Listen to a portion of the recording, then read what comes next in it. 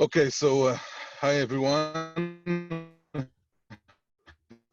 Good evening for those of you who are in Israel and those of my name is Olmot Yu. Together with me is also MK Tamar Zandberg here, and also Dario Teitelbaum, the Secretary General of the World Union of Meretz. We'll be also translating on a chat to Spanish to those of you who speak only Spanish. Um, I'm happy that we're doing this webinar, a joint venture of the World Union of Meretz and PPI. And thank you for Tamar for attending. The way it will work is after Tamar will open and give us a briefing on the current political situation in Israel. Um, we're also going to open it to some questions, and you can go to Q&A and write your question because you all are on mute, and then I will read out loud the questions for Tamar so she can answer those questions. For those of you who don't know me, so I am currently representing Meretz in the World Zionist Organization. I'm the head of the Zionist Enterprises Department. And basically, you all probably know Hatikva list, which we all supported, those of you in the States or other places in the world. We just currently have elections for those national institutions. So representing Meretz, that's my position. I used to be the Secretary General of Meretz Party here in Israel. So we now already have 80 participants, which is great from I see all over the world, not just from the States, which is great. I see countries in Europe, Latin America. Welcome, everyone. So Tamar Zandberg, I think we don't need to introduce you, but for those of you, so Tamar is a Knesset member since 2013, and she used to be the chair of Meretz Party, and probably going to be now the head of defection here in the parliament after there's now only Meretz left out of the joint venture with Labor, and also a good friend of mine. So Tamar, thank you for joining, participating, and please you should just open and give us a short briefing on the situation. Okay, good evening here in Israel. I guess we should also say good morning, good afternoon to the people joining from all over the world. I see it's very exciting. I think all over the world we just discovered the options of digital convening. And it is still exciting to see the people from all over the world gathering here in this conversation. So thank you. Thank you, Dror and Dario and the friends from PPI for organizing this. I would specifically like to mention Dror. He mentioned his position in the World Zionist Union, and I would like you all to know that right now in these days, Dror is initiated by actually a project to help with education frameworks to children of medical crew, the doctors and the nurses, the one in the front of this coronavirus war. And Dror, like he always does, always thought, what can we do to volunteer and to help the situation? And this is what they came up with. So now children, kids of the medical people all over the hospitals in Israel can enjoy this venture. So Dror, kol hakavod, and thank you for that. I will like to start in about 10 minutes briefing about, well, right now, politics and the war against coronavirus are not really separated from each other. So I would like to open with a 10 to 15 minutes briefing and then leave the rest of our conversation to your questions and comments like we always do. And I can comment on your questions after that. I actually come back from the Knesset right now. in a very sad and disappointing event, the separation of the Labor and Meretz factions back to being two independent factions in the Knesset after running together in a joint Avoda Meretz or Labor Meretz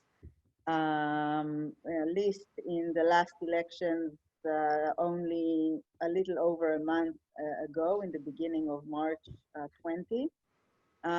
We went to this unification.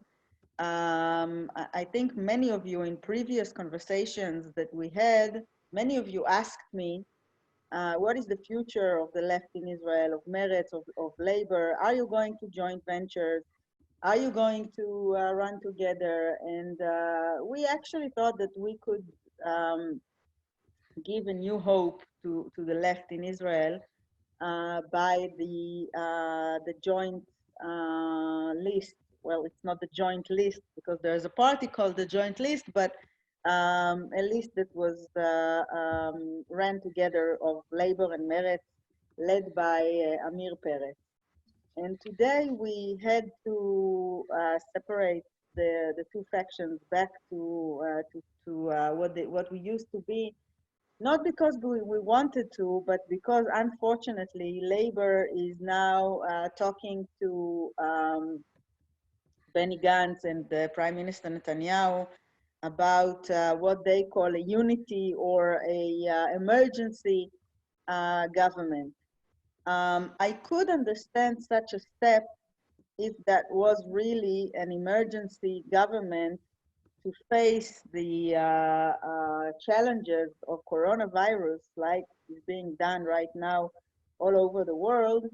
If that would have been a government that would represent all the citizens, you know, left and right, Jews and Arabs, 120 Knesset members that would support such an emergency and temporary government, I could maybe understand. But we are now in a very, very unique and dangerous situation, not just because coronavirus caught us in parallel times of elections in Israel, as you know, third elections in 1 year. And we had to face in the same time with the challenges of fighting coronavirus, and in a very bizarre and dangerous political situation in which we have a prime minister that is being indicted in 3 very severe corruption cases, and his trial is about to start. Actually, the trial was about to start 2 weeks ago in the 17th of March, and it was delayed to May because of coronavirus and because of the inability to convene in the courts, in the halls of the court. And this prime minister is actually trying to form a government after failing in the polls in the third time in 1 year. This is for itself an unprecedented situation, that a democracy cannot form a government and has to go to the polls 3 times or go to the ballot three times in 1 year. And actually, there was a majority in the Knesset against Prime Minister Netanyahu, and he was unable to form a government for the third time in 1 year. And we actually recommended Benny Gantz to form a government together with his whole blue and white faction, with the joint list representing the Palestinian Arab minority in Israel, with Labor Meretz and the Lieberman faction, Israel Beitenu. Together, we were 61 seats out of the 120 in the Knesset. That means a majority. True, we had challenges. It wasn't very easy, especially because there was a question mark upon the participation of the joint list representing the 20% Arab minority of Israeli citizens. And many people in the right and the extreme right tried to delegitimize the participation or even support, just support, even if they did not participate in the government, just support it from the outside. The extreme right tried to delegitimize their participation and actually delegitimize the entire government that was supposed to be led by Benny Gantz. Um, but we started working in the Knesset that was just elected, trying to fight steps of, for example, trying to legislate regulations that would severely hurt the privacy and human rights, again, under the umbrella of coronavirus without any parliamentary supervision. For example, they now use the special measures to follow, I don't know the word in English, but to help the use uh, cellular data to monitor the location of citizens to help determine whether they should be in quarantine or if they are the coronavirus. Um, these things in a democracy, as you know, need functioning democracy, a functioning parliament, a functioning separation between the government and the parliament. We don't want to find ourselves in situations like Hungary right now, where the parliament decided to paralyze itself and to severely hurt freedom of press, freedom and human rights under the excuse of coronavirus. And actually, in the middle of the attempt to form a different government and to try and use the majority in the Knesset against Netanyahu and the right, Benny Gantz, the candidate of our camp to be the prime minister, decided that he breaks the blue and white faction into two different parts. His party, led by him, is actually right now, in these very minutes or hours, is entering the Netanyahu government and actually giving the mandate to Netanyahu to be the prime minister for at least a year and a half from now, at least 18 months. And the other half, led by Yair Lapid, with the Yesh Atid faction, is staying outside of the government in the opposition. And unfortunately, Amir Peretz and the Labour Party decided to go with Benny Gantz into the Netanyahu government against the specific and very clear promise that we gave our voters that we will not do such a thing. And of course, against the political reason and our ideology and our principles that clearly deny such a step. So that's the reason we had to divide or break the unification that we formed just a few months back before the last elections. And us, the Meretz faction, will proudly fight this government from the opposition.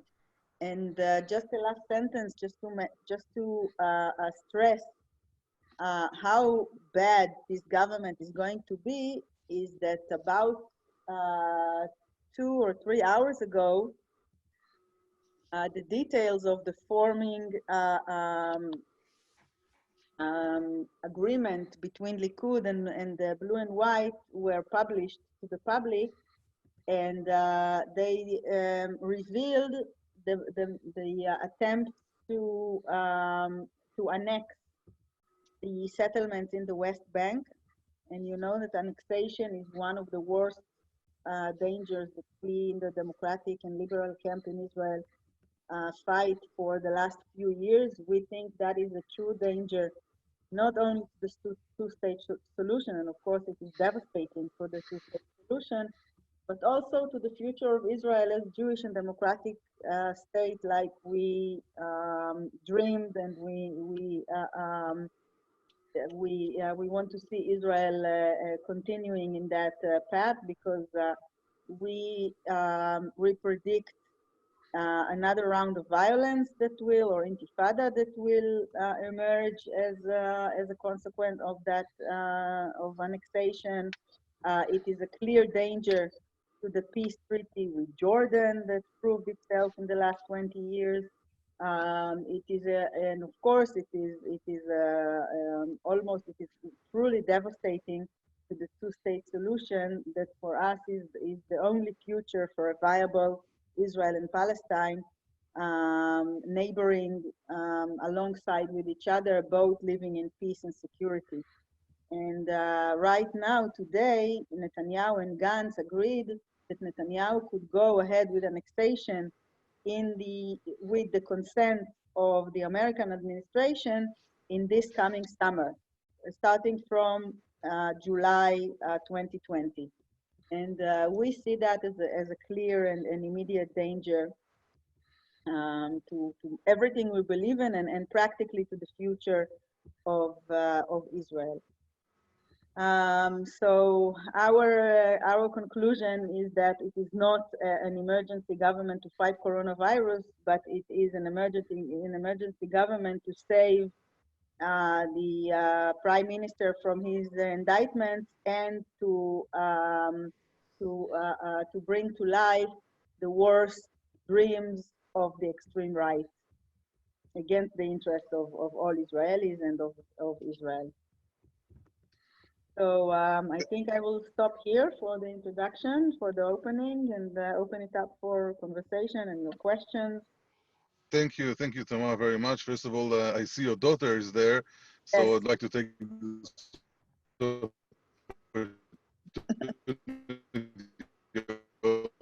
so to congratulate all of us. Now, please feel free to add questions. Look for the Q&A button on your panel and write down your question. We already have a couple questions, but we can get some more. The second thing is we're about to exceed 100 participants, which is the limit which is possible for us to have a webinar.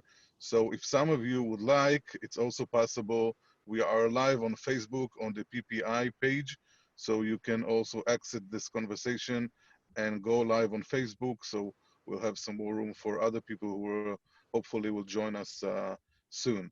So we'll move on to some questions, I think, because I see some good questions here. One big question, Tamar, is from Willem Cohen here, is what is Meret's strategy for rebuilding the Israeli left movement now that Labor plans to join Gantz in the annexation government? How will Meretz grow? Yes, I think that is the number one challenge. If I think I stressed our disappointment from the labor and from the unification and from their decision to join the annexation government. But there is also good news in that step. And the good news is that Meretz, maybe like always, maybe like we always knew, is actually left as the only left. I know we have used that phrase many times, but this time I think it would be more clear to a larger public that this is the case, and that it is within Meretz, it is on Meretz shoulders to represent the left that fights annexation, that supports peace, that would like to see Israel as the Jewish and democratic state, like we know that, and that has no contradictory to equality, to Jewish-Arab partnership, to human rights, civil rights, social justice, and of course the pursuit for peace and the two-state solution. And you know, today in the committee in the Knesset, I represented Meretz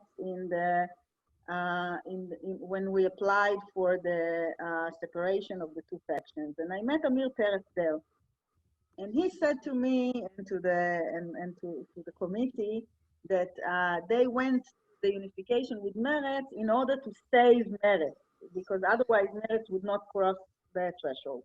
Now, it's true that Meretz is a small party in the last maybe 10 years. But I think these times show that sometimes there is no replacement for an ideological and very clear party, even if it is small sometimes.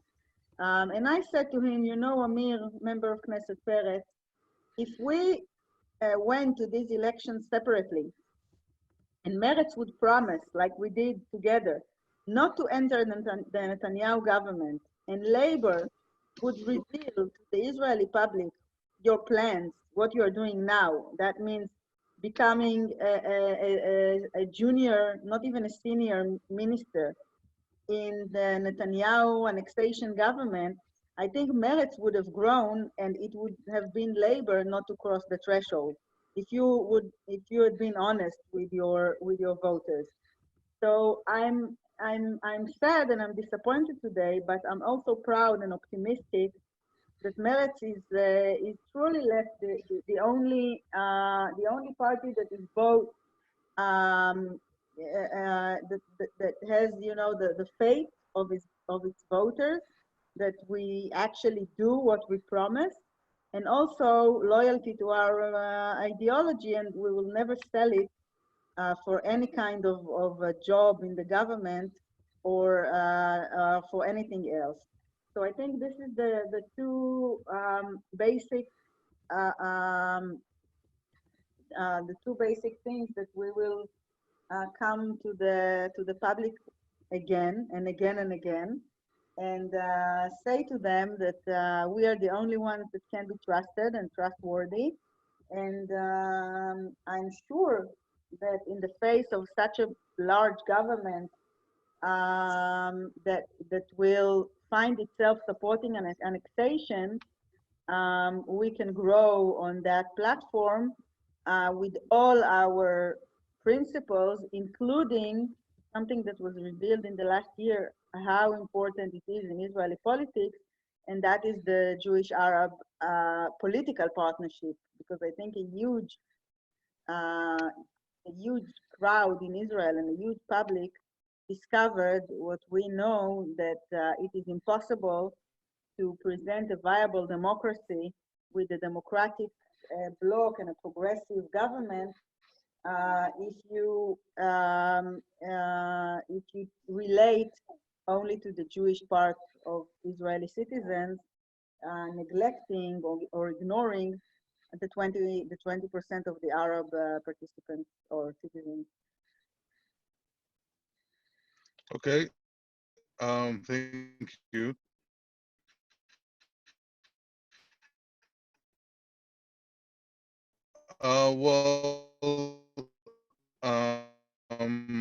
I have two questions, Amir. The first, do you think this will pass in inside the party to join? Like Merav Michaeli is leading a struggle not to join. Will she succeed? And also, someone else, what are the offices that Amir Peretz is asking, or what he was promised? And also relates, please, to another question. Okay, we'll do three in a row. Is there a chance that Gantz will impose total freeze of settlements activity for the new government? Mm. Okay, so to the first question, we actually urge and we call upon Merav Michaeli many times in the last few days to join Meretz. I don't think her strategy to stay in labor but try and stay outside of the government will work, because you know you cannot hold this stick from its two sides, like we say in Hebrew. You cannot be within and from the outside in the same time. And if the leader of the Labour Party and the democratic institutions of the Labour Party will decide to enter the government, I think Merav Michaeli should be with us in Meretz, fighting this government from the opposition. We said that to her many times in the last few days.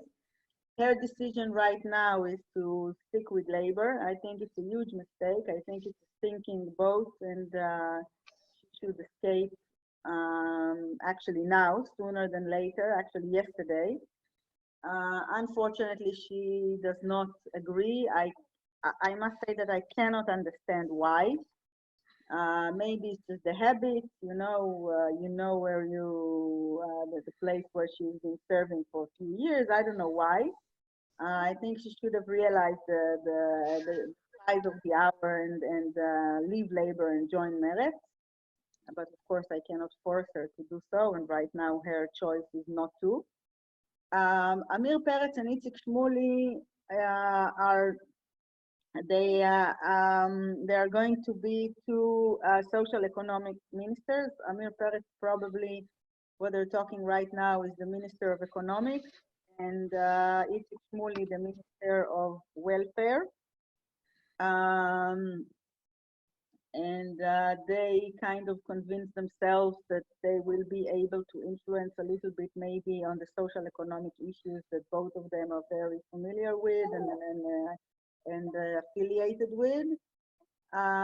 You know that for us in Meretz, the social economic policy that is very important for us is never detached, is never disconnected from the whole story of Israeli politics and where we are going, meaning, of course, the peace process and also civil rights and the entire platform of our values.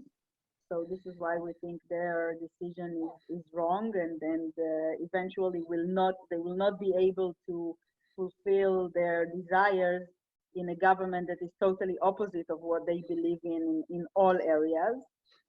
And to the third question, unfortunately, I'm not familiar with the case that Blue and White even asked for settlements freeze. It's true that in last cases in history, for example, Bougie Herzog or other negotiations that we thought were wrong even back then, but that issues were on the table. Today, the only article that was published is the timing of annexation, not even the question if annexation will be prevented or will go forward, but the timing. Will it be delayed in 6 months and maybe wait for the US elections or close or near the elections, or it will be very, very soon and with the even without consent of Benny Gantz. I mean, uh, um, he even gave up the veto that he demanded in the beginning. And now Netanyahu, if the US administration will give a green light, will agree, Netanyahu will be able to bring annexation as early as the coming July. And from what is being revealed until now, Gantz gave up his ability to stop that. Okay, so I want to move to a different topic. I see a couple of questions here. One of them from David Avraham relates to the future of the left and the cooperation with the Arabs, and what about the left Zionist parts once you cooperate with the joint list? And the question goes like this: the threshold question of the explicit cooperation with the joint list is one that apparently Gantz could not cross. At the same time, the space for left Zionism continues to shrink. Is Meretz ready to join explicitly with the joint list and abandon the so-called centric search? And another question relates to that, and just from Zion, from France. Does a closer partnership with the Arab list endanger our Zionist bases? So maybe if you could relate to all this Zionism and cooperation with the Arab list, and talking also about the future of this Jewish-Arab cooperation. Yes, I think this is a very good point, and I would like to say very, very clearly, I'm a strong supporter in the Jewish-Arab political cooperation, and I think that actually it is, sorry, I think that actually it is the future not only of the left, but of the state of Israel. We have, that Israel was created or founded by the Zionist movement um, a little over 70 years ago as the homeland for the Jewish people. In the same time, it was a democracy that ensures equality to all its citizens, בלי הבדל דת, גזע ומין, okay, without discrimination of any kind. This is the Declaration of Independence, very, very movingly states. And I not only believe, but I know that there is no contradiction between ensuring the rights of all our citizens and our Zionism. On the contrary, our Zionism and our Zionist role in a way makes us, or it is vital and crucial that we ensure the ideas of Herzl, of Ben-Gurion, the first Prime Minister of Israel, that their vision was a vibrant democracy that ensures equality to all its citizens. Otherwise, we will betray the principles of Zionism. If we don't, if we abandon these principles of justice and equality, we will do wrong to the fathers, to the founding fathers of Zionism. And actually, the threat to the idea of the homeland for the Jewish people and to the vision of the Zionist movement is the extreme right that with their ideas of annexation that would first of all ensure that the state of Israel would not have a Jewish majority, and that we will not be a democracy, because the idea of having the West Bank with the Israeli settlements and the 3 million Palestinians deprived of civil and social and basic rights, this is against the Zionist vision of the state of Israel. And I think that joining politically and cooperating with the Arab, the elected representatives of the Arab minority that support, like us, first of all, civil equality within Israel, and second, the two-state solution that will ensure that we will have a Palestinian state next to Israel that will be independent and free and secure, exactly like us, is the manifestation of the Zionist dream, and the fact that they're not Jewish, and of course not Zionist, because Zionism is the national movement of the Jewish people, does not mean that we cannot share the same goals about the vision of how we would like to see the state of Israel. We will not allow and we will not support changing the nature of Israel as the homeland for the Jewish people. As I said, the vision of Zionism. On the contrary, if we want to keep Israel as such, we have to, even I would say, save our beloved country from the hands of the extreme right that are trying to take us to the exact opposite direction and put the Zionist vision in danger. Tamar, is there, David Cohen asks the following question. What are the chances that Meretz will actually join the joint list party? Is there such an attempt? What are the key obstacles? Or maybe what do you see? And I would ask, what are the options for Meretz, political options for Meretz these days? Yes, the option of joining the joint list has been mentioned and has been discussed several times in different frameworks, I would say. I think without referring to my opinion for a minute, I think this is not a very viable option right now, because the joint list I mean, at the moment, maybe in the future it will change, but right now the joint list is a very united list representing the Arab minority as it is.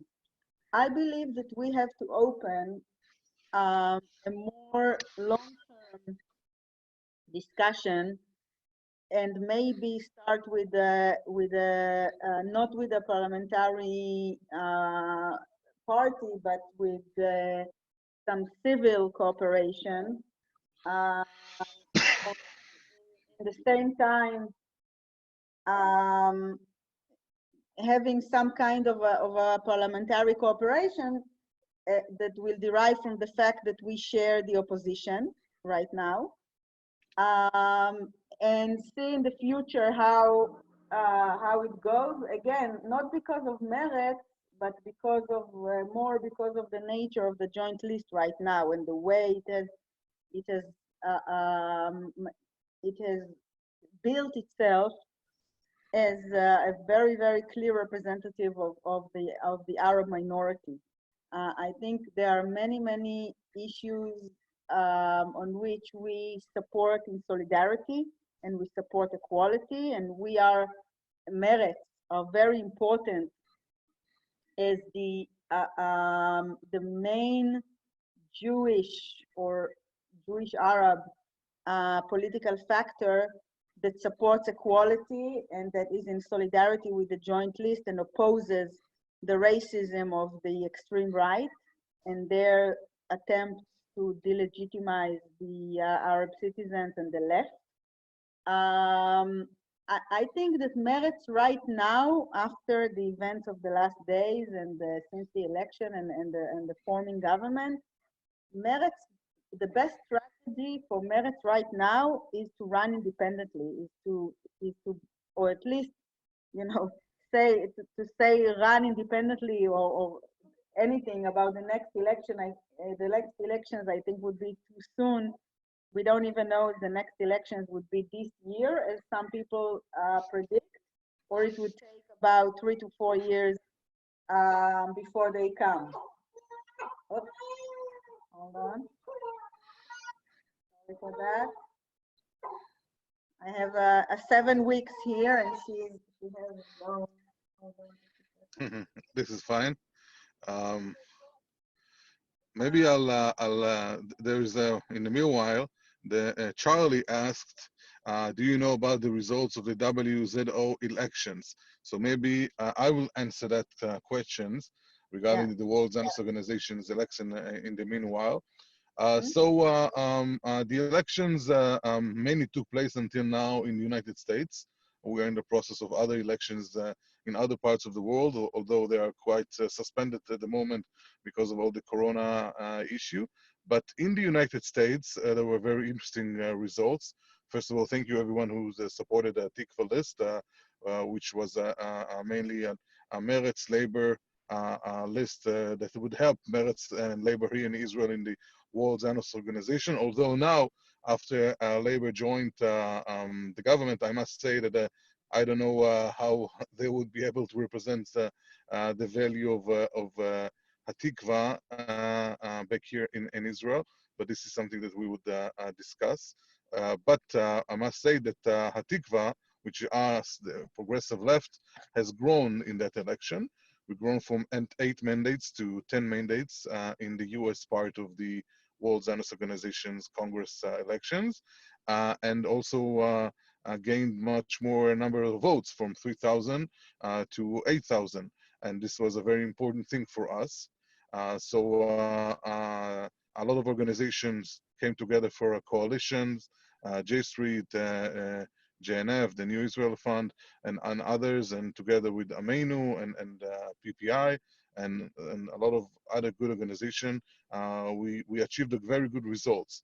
Now, in terms of the progressive left in general in the United States, I'm not that happy with the results because some of the progressive factions, like the reforms and the conservatives, which we are usually cooperating very well, in the national institutions, and the representatives are quite liberal usually.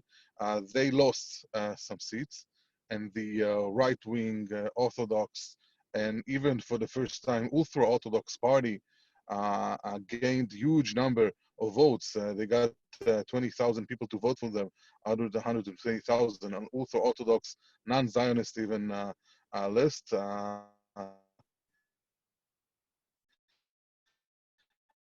And I'm not sure how they're going to work in the Congress. There are so the liberal camp has lost some of its power, and the right wing has gained. Unfortunately, I think that among our supporters, people are not aware as much as they should to the importance of that elections. And hopefully, although we had a very good results and succeed, I know that Hadar Zuskin is also here. He ran the joint campaign, and thank you for that. I think that next time we'll do more, will better. I'm crossing my finger for next time. This is a process, but I think we're on the right track. Now getting back to Tamar. Okay. There are a couple of questions, Tamar, on the annexation that I would like to ask. Um, right. Okay, let's do a question about Lieberman. People are saying here that Charlie is also saying that Lieberman used to be or still the kingmaker. What about him? Yes, well, Lieberman was about to be the keymaker in a different coalition, and we were ready to swallow, if I may say, his very dangerous views on many things, in a way opposite to Meretz, under a narrow Gantz government with us and Labor and supported by the joint list. Right now, we are in a way without our choice, share with Lieberman, with Yesh Atid, and with the joint list, the opposition. That would be a very, not very coherent, not very unified opposition. I think we'll have to see what are the things that the opposition can unite around, and what are the things that even the opposition would not agree upon. I guess that annexation will be one of them. But I hope that the power of Yesh Atid, Meretz, and the joint list to oppose annexation will be strong enough, if not to gain a majority in the Knesset, at least to oppose publicly, and also with the international opposition that I think will have a role here. And I think that you in the Jewish communities around the world have a very important step here, stressing what we know from our views and activity, that supporting Israel does not necessarily mean supporting every policy um, of the government, and explaining that opposing annexation is actually at the interest of Israel. Yeah, so in terms of annexation, there are a couple more questions, so I want to maybe drill into some more on that. So Daniel Minden asking, are there any forces which, in your view, could prevent annexation from happening in July or even until January 21, when the U.S. might have a new president? And also, does the coronavirus help or hurt the cause of the annexation? Mark Gold is asking, will annexation endanger existing peace agreement with Egypt and Jordan? And Larry Marks asked, at least in the U.S., it is not expected that the effect of the pandemic would last through summer. Is it likely that Netanyahu would initiate an extension while the stay-at-home orders are still in place? Would he risk riots that would result in more death and virus, so on? So, which means basically we have a problem here demonstrating against that. Yes, definitely the two immediate dangers of annexation would be a burst of violence in the West Bank and putting in danger the peace treaty with Jordan. Jordan already declared that. I think Jordan is the immediate victim. Egypt is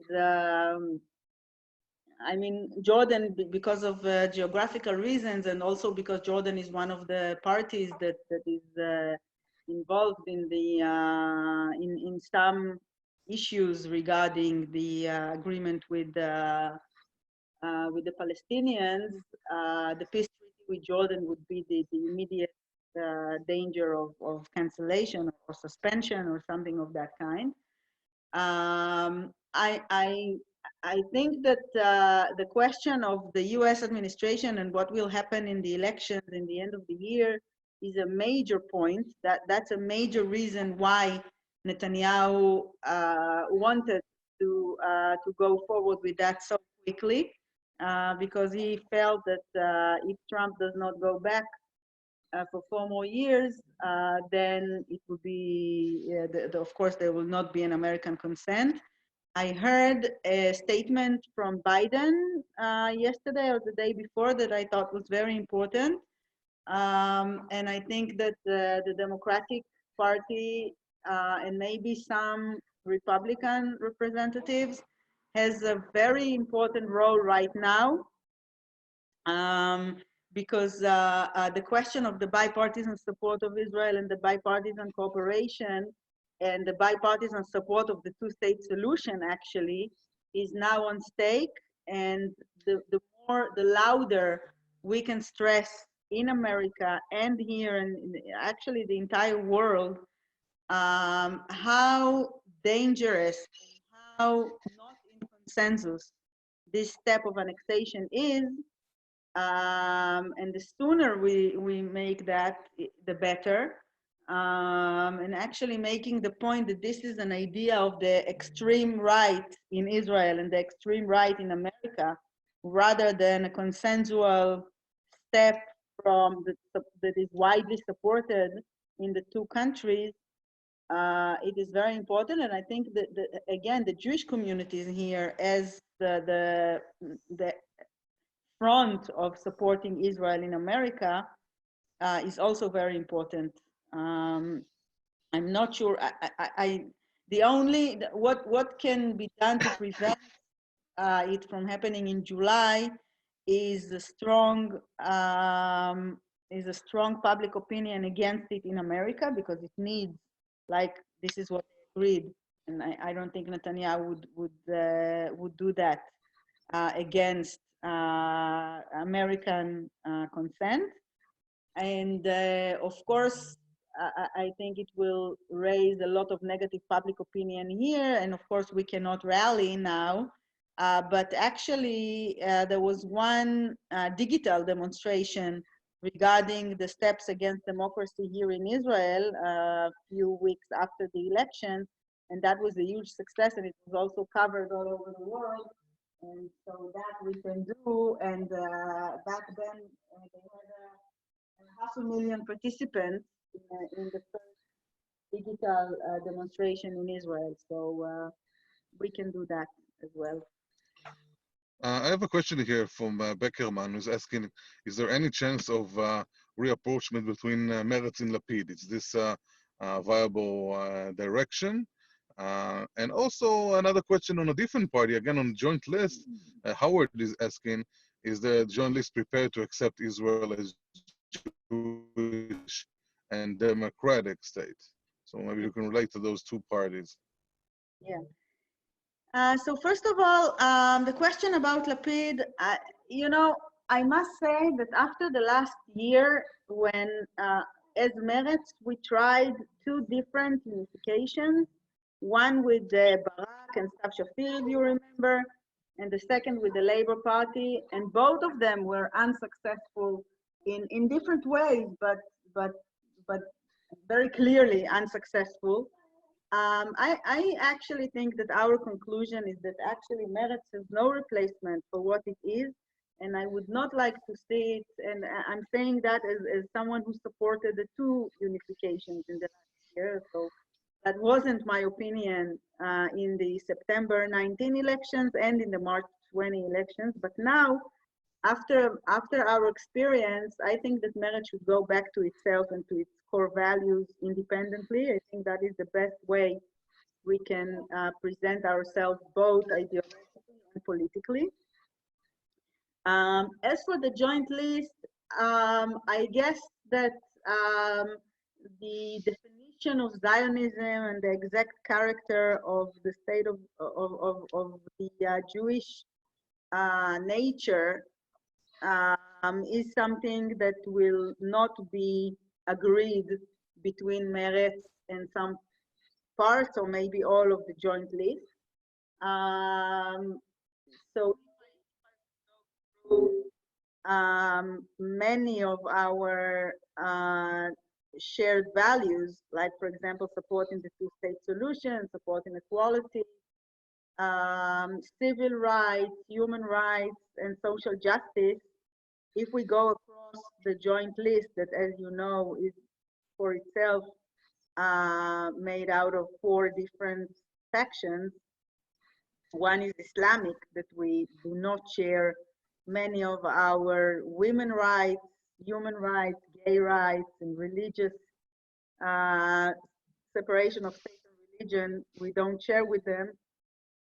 One of them, the Ta'al, for example, is very liberal, and we don't share our social democratic views with them.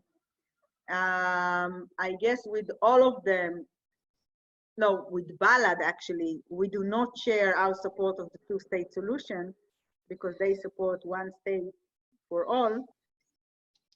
But with the other 3, we share our support of the two-state solution. So as you see, and I guess coming from American politics, you know that sitting with partners in one party, that does not necessarily mean you agree with everything. I think the variety of opinions on all issues in the Democratic and in the Republican Party can go to show that idea. Nevertheless, I don't think changing the Jewish character of the state of Israel is in any way in debate or in dispute. I mean, it is being supported by a huge majority of the Jews in Israel, the law of return, the symbols, the flag, the anthem. I think all those things are not in danger.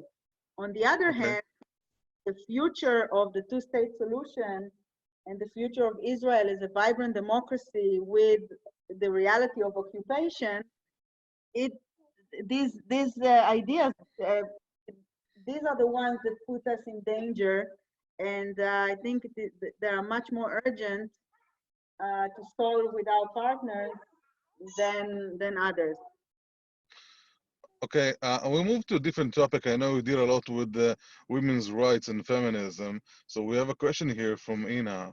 She's asking, would you consider to call upon all women of Israel to stand up against the Trump deal and call to implementation of the UN Secretary Council Resolution 1325, which means women have to be involved in all stages of conflict resolution, which means, talking about women being 51% of the population.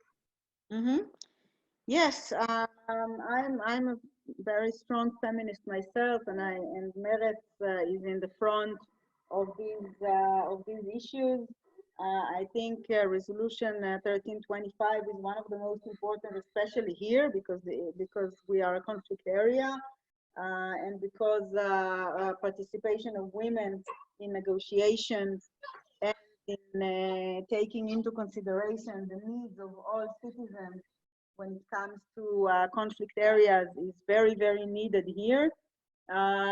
We actually had some progress in Israel and even in the right-wing government, I must say, in adopting Resolution 1325. And there is still a lot more to do in that respect. And I must say that unfortunately, the elected Knesset would be less feminine and less feminist than the previous one. And I think that in regard to the Trump deal or plan, I think the most feminist thing to do would be to oppose the plan because it does not answer the needs of Israelis and Palestinians, men and women. And I think that if you put more women in the around the table where decisions are being made, it would be about how to make a vibrant and viable peace rather than how to manage the wars better. And I think you can take an example and inspiration from an organization I know many of you are familiar with, and that is the Women Wage Peace in Israel, that show that.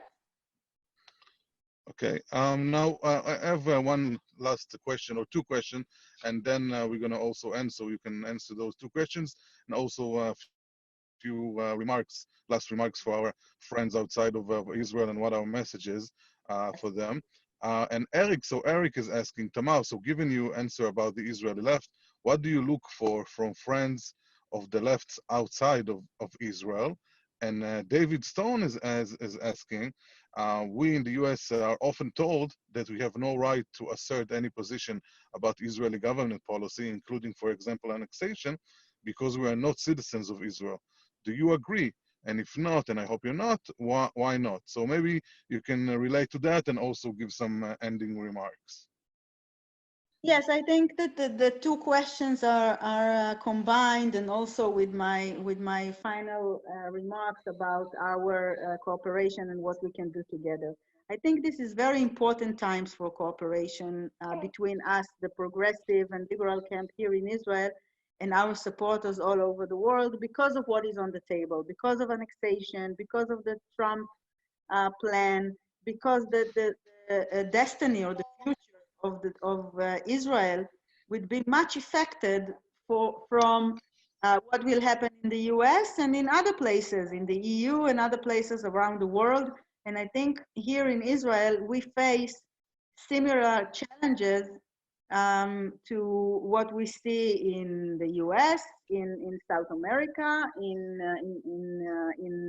Asia, and in Europe. The populist nationalist governments all over the world have the same methods, the same principles, the same ideas, and the same actions.